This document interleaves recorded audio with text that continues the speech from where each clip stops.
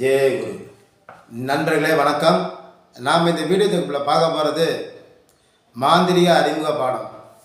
இந்த மாந்திரிக அறிமுக பாடத்தில் நாம் ஒரு 48 நாள் ஒரு சில பயிற்சிகளை செய்தால் நம் வாழ்வில் என்னென்ன மந்திரங்களை சித்தி பண்ணலாம், அதை எப்படிலாம் நம்ம பயன்படுத்தலாங்கிறத தான் நம்ம பார்க்க போகிறோம்.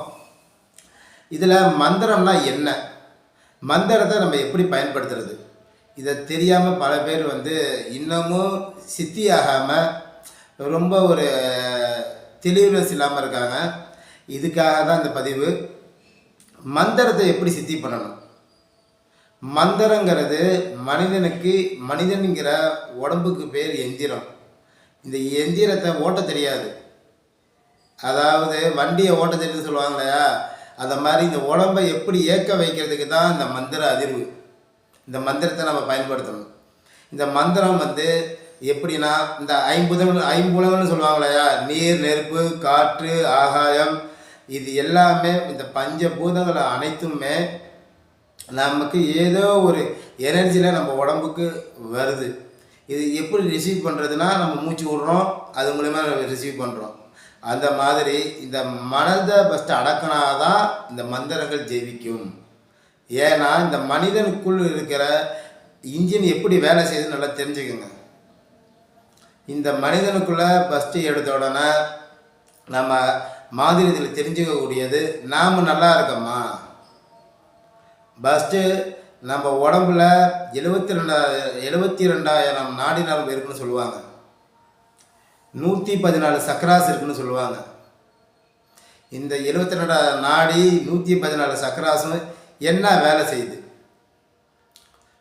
அது யாருக்கும் உள்முகமாக போய் பார்த்தா தெரியும். இதில் நமக்கு என்ன பலன் கிடைக்கும். இப்போ இந்த விஷயத்தெல்லாம் நம்ம பண்ணுறோம், இதனால் நமக்கு என்ன பலன், இதை இயக்க தெரிஞ்சுக்கிட்டா உனக்கு ஞானம்ங்கிற ஒளி உனக்கு தெரிய வந்துடும். உன்கிட்ட இருந்து யாருமே ஏமாற்ற முடியாது. ஃபர்ஸ்ட் ஆஃப் ஆல் தெளிவுங்கிற விஷயத்தில் கரெக்டாக இருப்பீங்க. மனம் எப்படி அமைதிப்படுதுங்கிற விஷயம் உங்களுக்கு தெரிஞ்சிடும். ஒரு இடத்துல எப்படி ஹேண்டில் பண்ணுங்கிற விஷயம் உங்களுக்கு தெரிஞ்சிடும். உங்களுக்கு எந்த ஒரு கஷ்டமாக இருந்தாலும் ஒரு தெளிவான ஒரு முடிவு எடுக்கிறது நீங்கள் தான் எடுத்தாகணும். நம்ம ஏதோ ஒரு அறிவில் நம்ம ஒன்று எடுப்போம் இல்லையா, அதுக்கு பேர் முடிவு இல்லை. நாம் உள்முகமாக பார்த்து நமக்குள்ள ஒரு இறைவன், நமக்குள்ள ஒரு ஆத்மா சக்தி இருக்குது, அதை எப்படி தட்டி எழுப்புறது. அதற்கு பார்த்திங்கன்னா 114 சக்கராஸ் சொல்லுவாங்க. இந்த சக்கராசெல்லாம் நமக்கு மெயினான விஷயத்த நமக்கு செஞ்சு கொடுக்கும். இதெல்லாம் இணையக்கூடியதுக்கு பேர் தான் 7 சக்கராசன்னு சொல்லுவாங்க. அதில் முதல் படி பார்த்திங்கன்னா மூலாதாரம். இந்த மூலாதாரம் ஆக்டிவேஷனாக இருந்துச்சுன்னா என்னென்ன பண்ணுவாங்கன்னா, ஏதோ வாழணும், நம்ம சாப்பிடணும், தூங்கணும், அதுக்கு ஒரு வேலைக்கு போகணும் அப்படிங்கிற ஒரு வாழ்க்கையை வாழ்வாங்க. அந்த இது வாழ்க்கை ஃபுல்லாக தொடங்கும், முன்னேறுவாங்க. ஒரு சின்னதாக ஒரு வீடு, திரும்பவும் அந்த கஷ்டம் வந்துக்கிட்டே இருக்கும், தொடர்ந்துக்கிட்டே இருக்கும். அவருக்கு அப்புறம் அவங்க குழந்தைங்க, அவங்களும் அப்படி ஓட்டிக்கிட்டே இருப்பாங்க. ஒரு வேலைக்கு போகணும், சம்பாதிக்கணும். அதாவது வேலைக்கு போனால் தான் சம்பாதிக்க முடியும். இந்த கஷ்டத்தோட ஒரு விஷயம் பண்ணுவாங்க இல்லையா, குடும்ப கஷ்டம்னு. குடும்ப கஷ்டம் எப்போ தான் போகிறது. மூலாதாரத்துக்கு அடுத்தது சுவாதிதானம்பாங்க. இந்த சுவாதிஸ்தான சக்கரம் நம்ம மூலாதாரத்துலேருந்து ஒரு 2 இன்ச்சு மேலே இருக்கும். அது நமக்கு ஆக்டிவேஷன் இருந்துச்சுன்னா நம்ம என்ன பண்ணுவோம்னா, நம்ம ஒரு வேலைக்கு போகிறோம், வாழணும், சுயநலத்தோடு இருப்போம். அதாவது எல்லாம் எனக்கு வேணும், தானுங்கிற ஒரு ஆணவத்தோடு இருப்போம். எதுவாக இருந்தாலும் நம்மக்கிட்ட வேணும், வேஸ்ட்டாக போனாலும் பரவாயில்ல, நம்மக்கிட்ட இருக்கட்டும் அப்படிங்கிற தானுங்கிற ஆணவம் இருக்கும். அதற்கப்புறம் மணிப்பூரகம். இந்த மணிப்பூரக சக்கரம் வேலை செஞ்சிச்சுன்னா, அதாவது சோலார் சிஸ்டம்னு சொல்லுவாங்க. இந்த மணிப்பூரக சக்கரம் நம்ம தொப்புள் கொடிக்கும் இதுக்கும் நடுவில் இருக்கும். அந்த சக்கரம் வேலை செஞ்சிச்சுன்னா நமக்கு நீங்கள் ஏதாச்சும் ஒரு துறையில் பெரிய ஆளாகணுங்கிற ஒரு எண்ணத்திலே இருப்பீங்க. அதுக்கான விஷயங்களை கரெக்டாக பண்ணிக்கிட்டே இருப்பீங்க. அதுக்கான விஷயங்கள் மட்டும்தான் உங்களால் பண்ண முடியும். அதாவது நிம்மதிங்கிறது தாண்டி பணம் தான் நிம்மதினா, பணம் காசில் கொஞ்சம் சம்பாரிச்சிக்கிட்டே இருப்பீங்க, நல்லா பெரிய ஆளாக இருப்பீங்க. அந்த நிம்மதிங்கிறத இழந்துடுவீங்க. பணம் காசுலாம் இருக்கும், நிம்மதிங்கிற இழந்துடுவாங்க. இந்த நிம்மதி வர்றதுக்காக ஒரு சில பேர் பணம் வேணுங்கிறதுக்காக தொழில் பண்ணுவாங்க, அதில் முன்னேறுவாங்க. இந்த மணிப்பூர்வ சக்கரம் நல்லா வேலை செஞ்சிச்சுன்னா முன்னேறதுக்கான வேலை. உலகம் ஃபுல்லாக நீங்கள் உங்களுக்கு அறிவுங்கிறது ஞான ஒளி உங்களுக்கு வந்துடும். ஆட்டோமேட்டிக்காக உங்களை அந்த பாதையில் கொண்டு போகும். அதற்கு அடுத்தது அநாகதம். இந்த அநாகத சக்கரம் வேலை செஞ்சுன்னா மனசை சாந்தப்படுத்தலாம். இதை வச்சு தான் எல்லாமே இயக்க முடியும். இந்த அநாகத சக்கரம் மட்டும் ஒருத்தனுக்கு வேலை செஞ்சுன்னா அவன் பார்த்திங்கன்னா மக்களை கவர்ந்துக்கூடிய இழுக்கக்கூடிய ஆளாக இருப்பாங்க. எல்லா விஷயமும் தெரியும். அந்த அன்பை எப்படி ஹேண்டில் பண்ணணும், ஒரு சுச்சுவேஷனை எப்படி ஹேண்டில் பண்ணுங்கிற விஷயம் இருக்கு இல்லையா. அதாவது ஒரு பதட்டம் இல்லாமல் ஒரு வேலையை செய்வாங்கள்ல, ஒரு டென்ஷன் இல்லாமல். ஏதாவது கோவப்படுவோம்ல, டக்குன்னு நம்ம கோவம் வந்துடுது. ஏன் கோவம்?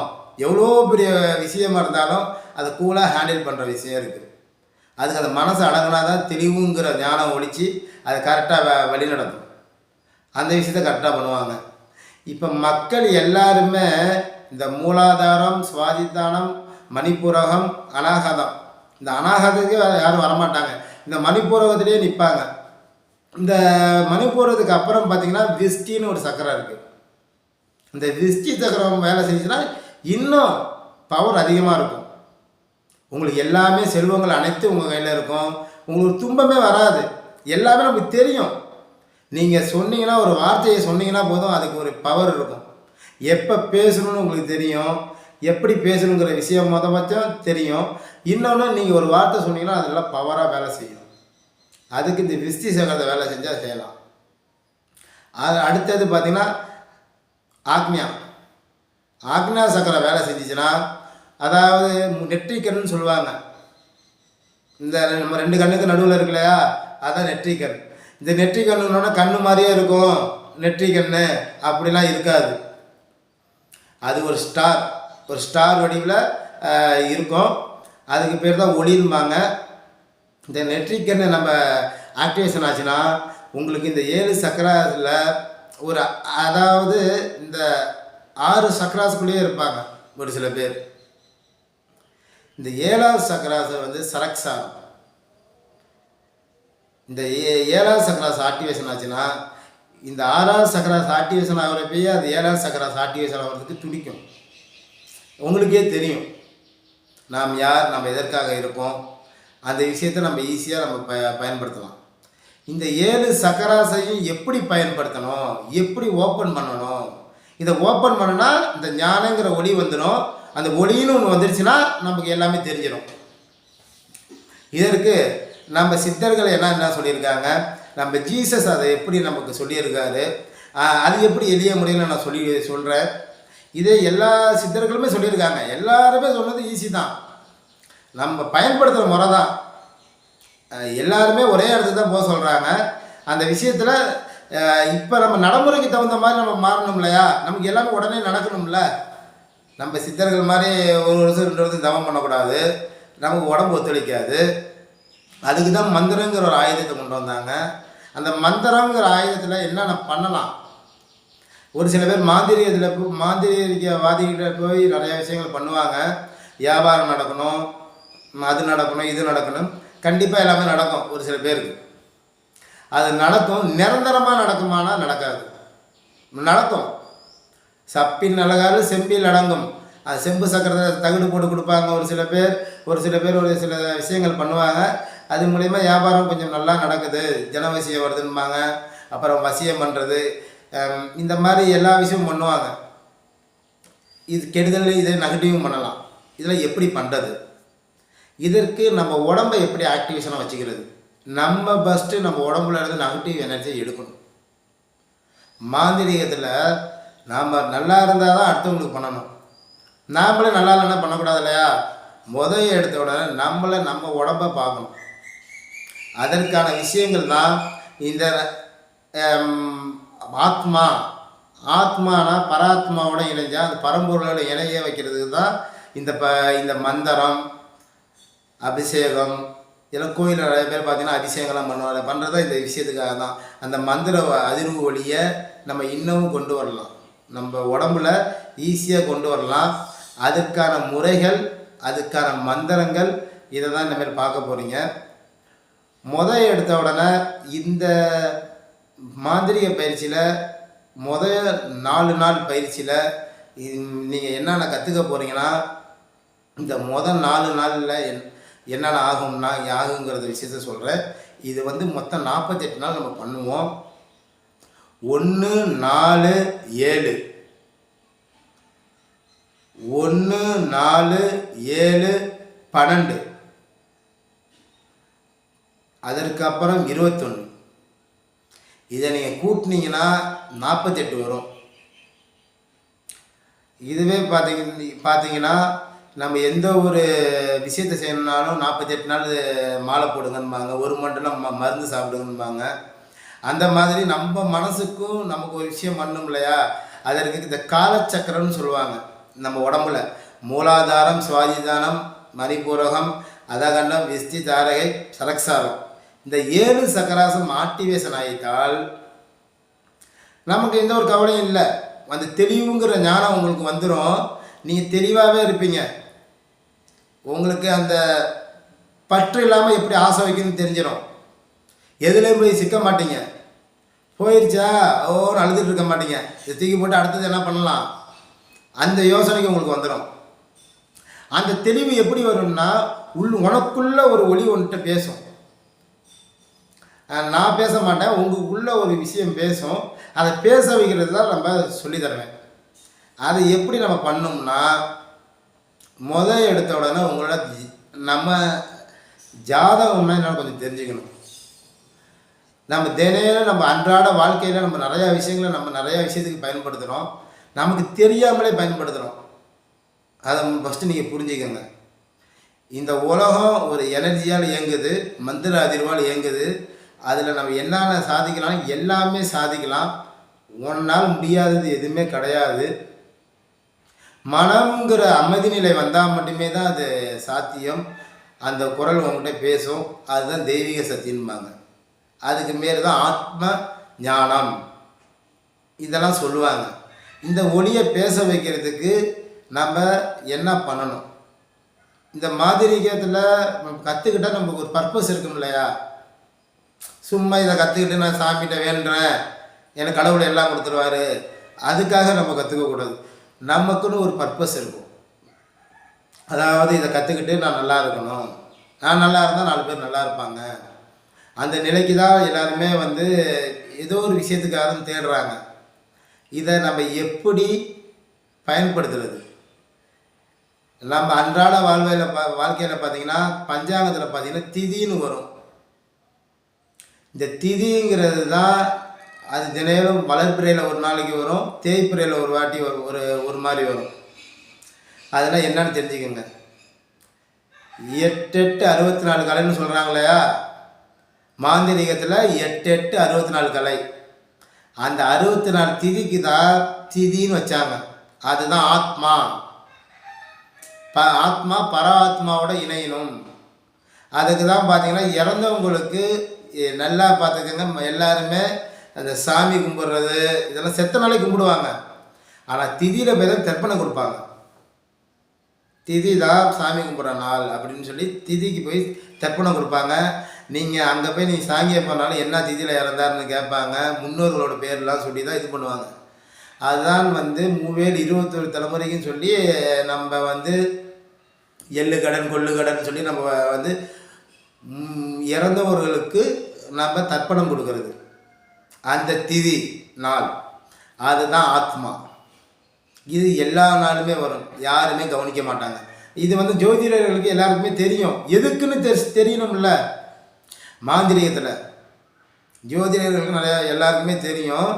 அது எதற்குன்னா, அந்த திதிங்கிறது 8 8 64 கலையில் திதிகள் பார்த்தீங்கன்னா 64 திதி இருக்கும். அதில் எப்படி பயன்படுத்தணும் அப்படிங்கிற அந்த ஒரு விஷயத்துக்காக தான் இந்த திதியை கொண்டு வந்திருக்காங்க.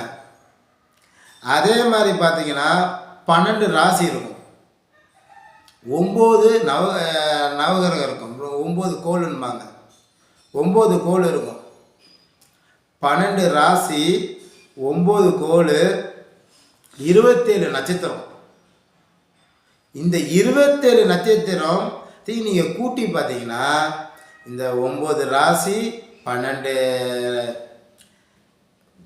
ராசி 9 நட்சத்திரம் 12 ராசி 9 கோள் 27 நட்சத்திரம். இதை நீங்கள் கூட்டி பார்த்தீங்கன்னா 48 வரும். காலச்சக்கர கொடுக்கு வரும். இதே தான் 1 4 7 15 21 அந்த கணக்கில் நீங்கள் வந்தாலும் காலச்சக்கர கொடுக்கு வரலாம். இதை மாந்திரிகத்தில் நம்ம அணுகலாம். அதுக்கு தான் தியானம்ங்கிறத கொண்டு வந்தாங்க. இதை ஜீசஸ் எப்படி சொல்லியிருக்காருன்னா, பட்டினத்தார் சொல்லியிருக்காரு, வள்ளலார் சொல்லியிருக்காரு. எல்லாமே அந்த மனசை அமைதிப்படுத்தி உள்ளுள்ள இருக்கிற ஞான ஒளியை பாருங்கள், ஜோதியை பாருங்கன்னு சித்தர்கள் எல்லாம் சொல்லியிருக்காங்க. ஞானிகள், யோகிகள் எல்லாருமே சொல்கிறது அதுதான். இதை நம்ம அறியறதுக்கு தான் மந்திரம் மூலியமாக நம்ம கொஞ்சம் ஷார்ட்கட்டாக போகிறோம். அதற்கு நானும் பகவத்கீதையிலேருந்து மகாபாரதம், ராமாயணம், இதிகாசங்கள் எல்லாமே படித்து பார்த்து எது எளிமையாக இருக்கும் ஷார்ட்கட்டாக போகலாம். எப்படி இந்த பிரபஞ்சம் நமக்கு இயங்கி நமக்கு கொடுக்குது, இந்த கடவுள் நமக்கு எப்படிலாம் கொடுக்குறார், ஆத்ம சக்திலாம் எப்படி, இதை ஆராய்ச்சி பண்ணதில் நம்ம கரெக்டாக அதை பயன்படுத்தினோம்னா, காலம் நேரங்கிறத கரெக்டாக பயன்படுத்தினா எல்லா நாளுமே இறைவன் நமக்கு கொடுத்துக்கிட்டே இருக்கார். எந்த ஒரு எல்லா பிரச்சனைக்கும் நம்ம தான் காரணம். உங்களுக்கு இதை முதல் 4 நாளில் நம்ம என்ன பண்ணோம்னா டைமிங்கை கீப்டப் பண்ணணும். இந்த டைமிங்கை கீப்டப் பண்ணிங்கனாலே காலச்சக்கர கோடுக்கு வந்துடுவீங்க. இந்த 4 நாளில் நம்ம என்ன பண்ணோம்னா காலச்சக்கர கோடுக்கு வர்றதுக்கான வேலைகள் நம்ம பார்ப்போம். எடுத்தோன்னே திதி எப்போ வருதுன்னு பார்க்கணும். அதில் நம்ம ஏந்திரிக்கணும். மேக்சிமம் பார்த்திங்கன்னா திதி பார்த்திங்கன்னா விடிய காத்தாலையும் வரும், மதிய நேரத்துலேயும் வரும், சாயந்தரம் மாறும். அது எப்படி வேணாலும் மாறலாம். ஆனால் மேக்சிமம் இந்த நைட்டில் வருது இல்லையா, அதில் நம்ம என்ன பண்ணணும், பகலில் வந்து அதை எப்படி நம்ம ஹேண்டில் பண்ணணும், அந்த தேய்பிறைனா என்ன, வளர்பிறைனா என்ன, அதெல்லாம் உங்களுக்கு நான் ஒவ்வொரு சப்ஜெக்டும் எடுக்கிறப்ப உங்களுக்கு தெளிவாக ஒவ்வொரு நாளைக்கும் நான் அந்த 48 நாளுக்குள்ளே எல்லா விஷயமும் சொல்லிடுவேன். அப்போ தான் நம்ம எண்ணங்களை ஒரே விஷயத்தை டக்குன்னு நீங்கள் நினச்சிங்கன்னா அது மாந்திரியத்தில் உடனே படிக்கும். சவால் விட்டு பண்ணலாம். அப்போ நம்ம ஃபஸ்ட்டு அதுக்கு தயாராகணும். நம்ம பண்ணி பார்க்கணும்ல. எந்த ஒரு விஷயத்தையும் நம்ம பண்ணாமல் யாருக்கும் பயன்படுத்தக்கூடாது. நான் பண்ணி பார்த்த விஷயத்தெல்லாம் உங்களுக்கு சொல்கிறேன். மாந்திரியத்துக்கு தயாராகிறதுக்கு எடுத்த உடனே பிரம்ம முகூர்த்த டைமில் நம்ம ஏந்திரிக்க கற்றுக்கணும். அதில் வளர்பிறையில் நிறையா வாட்டி வரும் திதி. அதில் நம்ம ஒவ்வொருத்தங்களுக்கும் ஒவ்வொரு ராசிக்கு தகுந்த மாதிரி மாறும். திதி நேரம் எல்லாமே மாறும். இதில் நம்ம எப்படி கடைப்பிடிச்சு இந்த காலசக்கர கோடுக்கு வரப்போம், அது வந்தால் நமக்கு என்ன பலன் ஃபஸ்ட்டு அதை தெரிஞ்சுக்கணும். இந்த 4 நாள் நம்ம பண்ணுறப்ப நம்ம உடம்புல என்ன விஷயம் நடக்குது, நமக்கு என்ன சக்தி கிடைக்குது, அதனால் நமக்கு என்ன பலன். நிறையா பேருக்கு மாந்திரியத்தில் எனக்கு அந்த சாமியை சித்தி பண்ணணும், இந்த சாமி சித்தி பண்ணணும் அப்படின்னு நினைப்பாங்க. எடுத்த உடனே எல்லாருமே குலதெய்வத்தை நினைங்க. குலதெய்வத்தை ஃபஸ்ட்டு வணங்காமல் எந்த தெய்வத்தையும் நீங்கள் வணங்க போக தேவையில்ல. எந்த ஒரு விசேஷத்தை வச்சாலும் பார்த்தீங்கன்னா குலதெய்வத்தை வணங்குவாங்க. கடவுள் எல்லாருக்குமே எல்லாமே கொடுத்துருக்காரு. அதில் குலதெய்வத்தை எப்படி வணங்குறது, மாதிரியை கற்றுக்க முன்னாடி உங்களுக்கு இஷ்ட தெய்வம் என்ன, அது நமக்கு சித்தி பண்ணால் நமக்கு உடம்புக்கு என்ன ஆகும், அதனால் நமக்கு என்ன பலன் அப்படின்னு நமக்கு தெரியணும் இல்லையா. அது மட்டும் இல்லாமல் அதை நம்ம பண்ணி நம்ம என்னென்ன பண்ணலாம், எது எது நல்ல விஷயங்கள் பண்ணலாம், எது எது கெட்ட விஷயங்கள் பண்ணலாம். எல்லாருக்குமே அதிகமாக நமக்கு தாட்டுகள்லாம் அது பண்ணிடலாம் இது பண்ணிடலாம்னு நம்ம ஒரு விஷயம் வச்சுருக்கோம்ல. நான் வேலைக்கு போகணும், அங்கே போகணும், இது பண்ணணும், குடும்பம் இப்படி இருக்கக்கூடிய அதை நல்லா ஆக்கணும், அப்படிலாம் நம்ம நினச்சிக்கிட்டு மாதிரியும் கற்றுக்கிறதுக்கு நீங்கள் பார்ப்பீங்க. ஈஸியாக அதுக்கு எல்லாத்துக்கும் ஒரு சொல்யூஷன் நீங்கள் தான் அது தேடணும். அது உங்களுக்குள்ளே இருக்கிற ஒளியை உங்கள்கிட்ட பேச வைக்கணும். அதற்கு உங்கள் உடம்புல, இந்த மனசில், இந்த மைண்டில் உள்ள ஃபஸ்ட்டு அந்த நெகட்டிவ் எனர்ஜியை ஃபஸ்ட்டு எடுக்கணும். இந்த 72,000 நாடி நரம்புக்கும் கரெக்டான செல்கள்பாங்க, ஆட்டம்ஸ்பாங்க, நம்ம இங்கிலீஷ் சொன்னால் உருவாக்குறதுக்கு மின்சார சக்தி கரெக்டாக போகுதா, இந்த 72 நாடிக்கு. அதில் போகிறதுல நமக்கு எது எதெல்லாம் நெகட்டிவாக போகுது, எது எதெல்லாம் பாசிட்டிவாக போகுது, எது எதெல்லாம் வந்து நெகட்டிவாக போகுது, நம்ம எண்ணங்களை அதுக்கு தகுந்த மாதிரி நம்ம எப்படி பயன்படுத்துகிறோம். நம்ம உடம்புல நம்ம சாப்பிட்றோம், நம்ம நம்ம உடம்புல ஏதோ ஒரு விஷயம், ஒரு மிஷின் வந்து ஓடுது, நமக்கு நல்லது எது கெட்டது எது பிரித்து கொடுக்குது. இது யூரினுக்கு போகணும், இது கழிப்பறைக்கு போகணுங்கிறத பிரித்து கொடுக்குது. அதுலேருந்து ஒரு சக்தி வருது. அந்த சக்தி நம்ம மூளைக்கு போகுது, உடம்புக்கு போகுது, அது ஒரு புத்துணர்வு கொடுக்குது. அப்போ நீ எல்லா வேலையும் செய்கிறதுக்கு ஏதோ ஒரு இயக்கம் உங்களுக்கு உடம்புக்குள்ளே எனி டைம் வந்து ஒரு விஷயம் வந்து உங்களுக்கு இயங்கி கொண்டே இருக்குது. இந்த காற்று மூலியமா எல்லாமே இந்த காற்று தான். இந்த பிரபஞ்சத்தில் 5 பூதங்களும் சொல்லுவாங்க, நீர், நெருப்பு, காற்று, ஆகாயம். இந்த 5 பூதங்களும் நம்ம உடம்புல இருக்குது. சும்மா பேசுகிறப்ப கையை வச்சு பாருங்கள், காற்று வரும், இது சூடாக வரும். நீங்கள் சக்குன்னு எச்சி துப்பி பாருங்கள், உங்கள் கையில் சூடாகும். நீங்கள் எங்கே இருந்தாலும் அந்த விஷயம் நடக்குதில்ல. எப்படி வந்துச்சு? நீங்கள் பேசுகிறப்ப இந்த எனர்ஜி எப்படி நம்ம வெளியே வேஸ்ட் படுத்துகிறோம், நமக்கே தெரியாமல் நம்ம வேஸ்ட்டு படுத்துகிறோம். அப்போ திரும்ப நமக்குள்ளே ஒரு எனர்ஜி ஏறுதில்ல. செல்லில் எப்படி சார்ஜ் போட்டால் குறைஞ்சோன்னு திரும்ப சார்ஜ் போட்டுக்கிறோம். செல்லு குறைஞ்சாலே சார்ஜ் போடுறீங்களா? அந்த மாதிரி இந்த உடம்புக்கு எனர்ஜி குறைஞ்சோன்னு நீங்கள் சார்ஜ் கரெக்டாக போடுறீங்களா? அதை நீங்கள் கரெக்டாக போட்டால் அந்த செல்லு நல்லா இருக்க போகுது, இன்னமும் நல்லா உழைக்கும், இன்னும் அபூர்வ விதமான சக்திகள் வரும். அதில் இந்த மூலாதாரம், சுவாதித்தானம், மணிப்பூரகம் ஃபஸ்ட்டு ஆக்டிவேஷன் பண்ணுறப்ப உங்களுக்கு உள்ளே உள்ள ஞான ஒளி வந்துடும். எது நல்லது எது எது கெட்டது எதுன்னு உங்களுக்கு தெரிஞ்சுக்குவீங்க. எல்லா விஷயம் முடிவெடுக்கிற விஷயம் உங்களுக்கு தெளிவாக இருக்கும். உங்களுக்கு கூட கடவுள் உங்களுக்கு கூடயே இருந்து உங்களை கைப்பிடிச்சி நடத்தி கொண்டு போவார். இதை ஜீசஸ் அருமையாக எல்லா உயிர்களுக்கும் நம்ம வந்து உணர்வோடு இருக்கணும், நன்றி உணர்வோடு இருக்குங்கிறத எல்லா வசனங்களிலும் எல்லா அதிகாரங்களிலையும் எல்லாம் தெளிவாக சொல்லியிருக்காரு. இதே தான் நம்ம திருவள்ளுவர் வந்து திருக்குறளில் எல்லா விஷயங்களும் அவர் சொன்னார்னா, அவரெல்லாம் வந்து சக்கராசை பயன்படுத்தி மேலே போயிட்டார். அவரோட ஞானத்துக்கெல்லாம் நம்ம அளவே கிடையாது. அவர் சொன்னதும் இது எல்லாமே இந்த அறநெல்லி பாதையில் நம்ம எப்படி மேல் மக்களாக வாழலாம், அதை நம்ம இந்த கலியுகத்துக்கு பயன்படுத்துறது தெரியல. வள்ளலார் சொல்லியிருக்காரு, மாணிக்கவாசகர் சொல்லியிருக்காரு, சித்தர்கள் எல்லாம் சொல்லியிருக்காங்க, இந்த மனசை அடக்கணும்னு. இந்த மனசை அடக்கிறதுக்கான விஷயங்கள் எப்படி? இந்த மாந்திரிகத்தில் ஃபஸ்ட்டு மனசை அடக்கி ஒரு விஷயத்தை நம்ம பண்ணணும். இந்த மனசை அடக்கினா நமக்கு என்ன கிடைக்கும்னா, உங்களுக்குன்னு ஒரு விஷயம் இருக்குல்ல, உங்களுக்கு என்ன வேணும் அப்படின்னு ஒரு பர்பஸுக்கு நீங்கள் மாந்திரிகம் கற்றுருப்பீங்க, கற்றுக்கணும்னு ஆசை இருக்கும். அந்த விஷயத்தை கரெக்டாக இருக்குமா, கரெக்டாக இருக்காதா, இல்லை வேறு டிசிஷன் எடுக்கலாமா அப்படிங்கிறது உங்களுக்குள்ளே ஒரு ஞான ஒளி பேசும். அது வந்து நீங்கள் இப்போ யோசனை பண்ணிட்டு பேசுகிறீங்க பார்த்தீங்களா, அதல்ல. நான் சொல்கிறத பண்ணுறப்ப உங்களுக்கு ஒரு ஞான ஒளி பேசும். அந்த ஞான ஒளி தான் உங்களை கரெக்டான வழிகளுக்கு கொண்டு போகும். அதுதான் தெய்வீக பாதை. மனதை அதை அமைதிப்படுத்தி தான் நம்ம இது பண்ண முடியும். அப்போ நம்ம உடம்புல எதுக்கு எப்படி ஃபங்க்ஷன் ஆகுதுன்னு தெரிகிறப்ப இந்த உலகம் எப்படி ஃபங்க்ஷன் ஆகுதுன்னு தெரிஞ்சிடும். ஓ, இது வேணும்னா இப்படி பண்ணினா நமக்கு அது கிடச்சிரும்.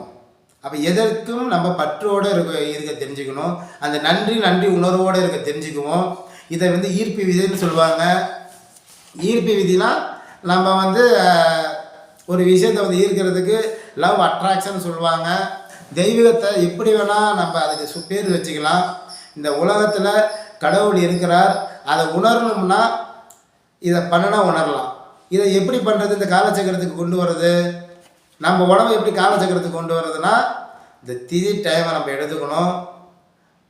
அதுக்கு நான் திதிக்கான நாள், நட்சத்திரம் எல்லாமே நான் உங்களுக்கு சொல்கிறேன்.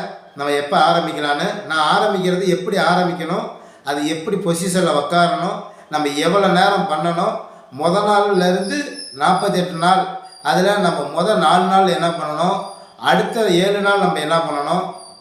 இதை நம்ம பண்ணுறப்ப ஒவ்வொரு 4 நாளையில் உங்களுக்கு என்ன விஷயம் தெரியும்னா, நான் யார், நான் எதுக்காக வந்தேன். நீங்கள் ஒரு நினச்சிருப்பீங்க, நான் அந்த வேலைக்கு போகணும், பெரிய ஆள் ஆகணும், அது இதுன்னு 1000 பேருக்கு 1000 தாட் இருக்கும். நான் அது பண்ணணும் இது பண்ணணும்னு. அதல்ல, உங்களுக்குள்ளே ஒரு ஒளி பேசும், ஞான ஒளி. அந்த ஒளி பேசின உடனே உங்களுக்கு நான் யாரும் தெரிஞ்சிடும். அடுத்த 7 நாளில் நம்ம என்ன பண்ணணும், நமக்கு அதுக்கு என்னென்ன தேவை, பணம் தேவை, காசு தேவை, நல்ல நண்பர்கள் தேவை, இல்லை ஒரு நல்ல வேலை தேவை, இல்லை நல்ல வாழ்வு தேவை, தெளிவு, அந்த அறிவாற்றலை நம்ம கொண்டு வந்துடலாம். இந்த 7 நாள் நீங்கள் பண்ணி முடிக்கிறப்ப உங்களுக்கு உடம்புல நிறைய சேஞ்சஸ் உண்டாகும். சுகர் இருந்தால் சுகர் குறைஞ்சிரும், ப்ரெஷர் இருந்தால் ப்ரெஷர் குறைஞ்சிரும், மனம் அமைதியாகும். இந்த மனதை அமைதிப்படுத்தியாச்சுன்னா நம்ம எல்லாமே சாதனைப்படுத்தலாம். இந்த 7 நாளைக்கு அப்புறம் நமக்குள்ளே இருக்கிற மந்திர ஒளியை நீங்கள் கேட்பீங்க. இந்த மந்திர ஒளியை நம்ம கேட்குறது நம்ம 15 நாள் பண்ணுவோம். இந்த 15 நாளில் இந்த உடம்பு எப்படி இந்த மந்திர ஒளிக்கு இசைக்கு தகுந்த மாதிரி நம்ம உடம்பு நடனம் ஆட வைக்கணும்னு சொல்லுவாங்க இல்லையா, அந்த விஷயத்தை நம்ம தெரிஞ்சுக்குவோம். அடுத்த 21 நாள் அதில் நம்ம ஒவ்வொன்றையும் இப்போ நம்ம பண்ணி வச்சுருக்கோம்ல, எதுக்கு நமக்கு தேவை, என்ன பண்ணணும், எல்லாமே நமக்கு தெரிஞ்சிடும். நம்ம பணம் தேவை, பணம் இருந்தால் வீடு வாங்கலாம், கார் வாங்கலாம், நம்ம இப்படி இருக்கலாம், இது இருந்தால் 4 பேருக்கு நல்லது பண்ணலாம், நம்ம ஒரு கோயில் கட்டலாம், எல்லா விஷயமும் எல்லாருக்குமே ஒரு தோணல் வரும்ல. அதுக்கான உருவாக்கும் தன்மையை அந்த 21 நாளில் பண்ணுவீங்க. அதற்கான மந்திரம், எந்திரம் அப்படின்னு சொல்லுவோம் இல்லையா, அதெல்லாம் எப்படி நம்ம உடம்புல கொண்டு வர்றது, இந்த காலச்சக்கர கோடுக்கு தகுந்த மாதிரி நம்ம எப்படி நம்ம உடம்பை ஆக்டிவேஷன் பண்ணுறது. இந்த காலச்சக்கரம்லாம் ஒன்றும் கிடையாது. நம்ம தினையிலும் நம்ம காலாண்டுக்கு பேர் தான் காலச்சக்கரம்பாங்க. தினையிலும் பாருங்கள், நல்ல நேரம் எப்போ வருது, குளிகை எப்போ வருது, யமகண்டம் எப்போ வருது, திதி எப்போ வருது, கரணம் எப்போ வருது, இதையெல்லாம் ஜாதகத்தில் எல்லாத்துக்குமே பஞ்சபட்சியில் இருக்கவங்களுக்கு எல்லாமே தெரியும், ஜாதகம் பார்க்குறவங்களுக்கு எல்லாருக்குமே தெரியும், இது காமனாக உள்ளவங்களுக்கு எல்லாமே தெரியும். நல்ல நேரம் கெட்ட நேரம் எப்போ இருக்கட்டும் பாருப்பா, அப்போ போகலாம். அன்னை ஏதோ நல்ல விஷயத்துக்கு மட்டுமே தான் அந்த நாளை நீங்கள் பயன்படுத்துறதுக்கு ஒரு விஷயத்த பண்ணுறீங்க. நமக்கு எல்லா நாளுமே நல்ல நாளாக இருக்குது, அதை பயன்படுத்த தெரியல. இப்போ கல்யாணம்னா பார்த்தீங்கன்னா நல்ல நாள் பாரு, முகூர்த்த நாள் பாருங்க அப்படின்னு சொல்லுவாங்க. அது எல்லா நாளுமே நமக்கு நல்ல நாளாக அமையறதுக்கு நமக்கு விஷயம் தெரிஞ்சிருச்சுன்னா, எந்தெந்த விஷயம் எப்போ பண்ணணும்னு தெரிஞ்சிருச்சுன்னா அப்பப்போ அந்த விஷயத்த பண்ணுறப்ப அது நல்லதெல்லாம் நடக்கும். அதை நேரமும் காலத்தையும் வேஸ்ட் அடிக்காமல் நம்ம இந்த விஷயத்த பண்ணினா வாழ்க்கையில் பரிமாண வளர்ச்சி அடையலாம். சின்ன பிள்ளையில உள்ள காரு தெரியும், சின்ன பிள்ளையில காருனா அப்பா கேட்டால் வாங்கி தந்துருக்க மாட்டோம், அழுதுருப்போம். அதுவே இப்போ நம்ம இந்த வயசில் வாங்கி கொடுத்தா நம்ம ஏற்றுக்குவோமா? அதுக்கு பேர் அறிவு, அதுக்கு பேர் பரிமாண வளர்ச்சி அடைஞ்சிச்சிங்க. அப்போ இருந்த காரு பொம்மை காரு, இப்போ எனக்கு நெஜ காரு தான் வேணும்ப. அப்போ அதுக்கு பேர் தான் பரிமாண வளர்ச்சி. அப்போ இங்கே பணம், பேர், புகழ், இது எல்லாத்தையும் நம்ம பரிமாண வளர்ச்சி அடைய வைக்கணும். ஏன் ஏன் ஏன் நமக்கு பணம் வரல, நம்ம பணம் வந்தால் நம்ம கையில் நிற்க மாட்டேங்குது. ஏன்ங்கிற கேள்வி மனதுக்குள்ளே கேட்டால் உள்முகத்தை திருப்பி கேட்குறப்ப தான் அதற்கு விடை தெரியும். வெளிமுகத்தில் நமக்கு பற்றறிந்து நம்ம தெரிஞ்சிக்க முடியாது. ஆசைங்கிற மோகம் நம்மளை ஆட்கொண்டிகிட்டே இருக்கும். அதற்கு இந்த 48 நாளில் இந்த 9 நாள் 27 மணி நேரம், இந்த காலச்சக்கர கணக்கில் 27 மணி நேரங்கிறது இந்த 9 நாளில் 12 9 கூட்ட 27 வந்துடும். இந்த 12 9 அந்த 21 வந்துடும். நம்ம ஒரு விஷயத்த நம்ம பண்ணுறது 21 கடைசியாக முடியுது பார்த்தீங்களா. நம்ம காலக்கோடுகள், இது காலக்கோடுகள்னால் நான் சொல்கிறது புரியறவங்களுக்கு இப்போ ஃபுல்லாக வீடியோ பார்த்தா கரெக்டாக தெரிஞ்சிருக்கும். 9 நவகிரகம் கோள்கள் 12 ராசி, இதை கூட்டினா 21 வரும். இந்த காலச்சக்கர கோடில் நம்ம கடைசியாக பயன்படுத்தக்கூடியது 1 4 7 15 21. கடைசியாக நம்ம 21 தான் நம்ம பயன்படுத்துவோம்.